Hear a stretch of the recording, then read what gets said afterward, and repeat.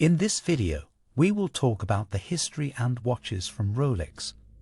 Rolex, in full Montrose Rolex SA, also called 1905-15, Wilsdorf and Davis Lot, and 1915-20, Rolex Watch Co. Let, a Swiss manufacturer of rugged but luxurious watches. Company headquarters are in Geneva. Founder Hans Wilsdorf was born in Germany but moved to Switzerland when he was a young man. There he found work at a watch exporting company in Le Chaux-de-Fonds, one of the centers of the Swiss horological industry. He then moved to London, where in 1905 he and a brother-in-law, Alfred Davis, established Wilsdorf and Davis Lot to assemble and market watches using works imported from Switzerland. At a time when most men still wore large pocket watches and considered wristlet watches, as they were then called, to be slightly effeminate, Wilsdorf, the dominant partner, staked his company's future on the wristwatch. He came up with the brand name Rolex, registered it as a trademark in 1908, and set out to make wristwatches that were both manly and fashionable.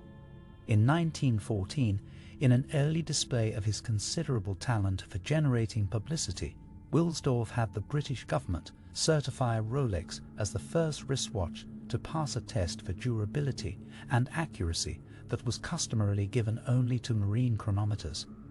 The company was renamed Rolex Watch Co. Let in 1915, probably because the name Wilsdorf was provoking anti-German prejudice in Great Britain during World War I. Rolex opened a Geneva office in 1919 and soon afterward moved headquarters to Switzerland and adopted the French-language corporate name of Montrose Rolex SA.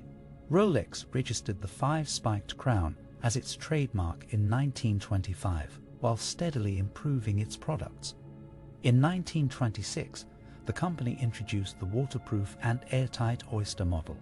The Oyster Perpetual is said to be the first self-winding wristwatch, followed 5 years later. In 1956, Rolex introduced the Milgauss, a watch especially resistant to magnetization, a phenomenon that can reduce accuracy. The company also carried a less expensive line of watches called Tudor, which it had introduced in 1952. Rolex consistently strove to associate itself with sportsmen, adventurers, and athletes of both sexes. In 1927, Wilsdorf gave Mercedes Gleitz, the first British woman to swim the English Channel, a Rolex to wear on her wrist while attempting a channel crossing.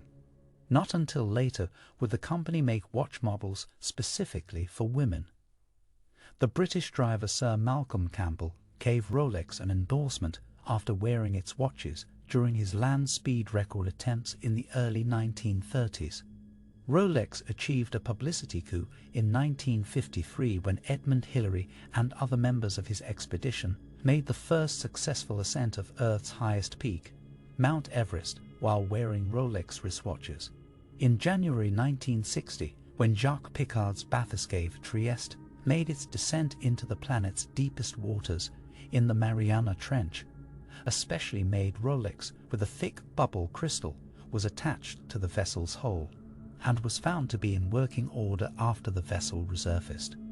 Wilsdorf died in 1960, leaving company ownership in the hands of the Hans Wilsdorf Foundation, a Swiss charitable trust he had set up in 1944. In later years, the foundation continued to control the company, which remained privately held. Into the 21st century, Rolex kept its name in the news and burnished its image by sponsoring sporting events in such fields as motor racing, yacht racing, and equestrianism. In about 2002, in response to widespread counterfeiting, Rolex started putting an almost microscopic laser etching of the Chrome trademark on its watch crystals as a security device. Watch a portable timepiece that has a movement driven either by spring or by electricity, and that is designed to be worn or carried in a pocket. Mechanical watches. The first watches appeared shortly after 1500, the early examples being made by Peter Henlein, a locksmith in Nürnberg. The escapement used in the early watches was the same as that used in the early clocks, the Verge. Early watches were made notably in Germany and at Blois in France, among other countries, and were generally carried in the hand or worn on a chain around the neck. They usually had only one hand for the hours.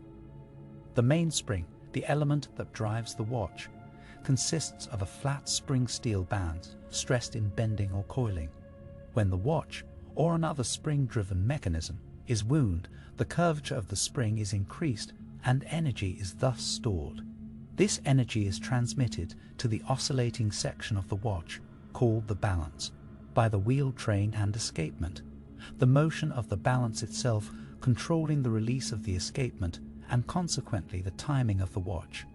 A friction drive permits the hand to be set. One of the main defects of the early watches was the variation in the torque exerted by the mainspring. That is, the force of the mainspring was greater when fully wound than when it was almost run down.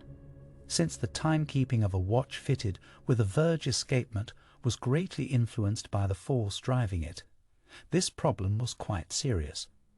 The solution to the problem was advanced almost as soon as the mainspring was invented, about 1450, by the application of the fusee, a cone-shaped, grooved pulley used together with a barrel containing the mainspring.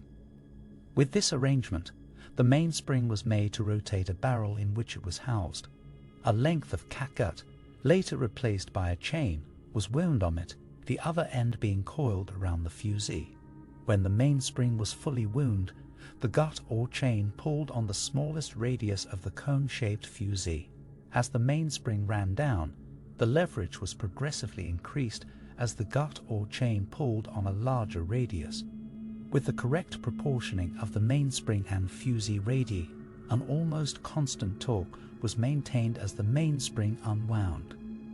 The going barrel, in which the mainspring barrel drives the wheelchair directly, is fitted to all modern mechanical watches and has superseded the fusee. With better quality mainsprings, torque variations have been reduced to a minimum, and with a properly adjusted balance and balance spring, good timekeeping is ensured. Make sure to watch the full video. Let me know in the comment section below. Before you go, please hit the like button and subscribe to my channel. Thanks for watching.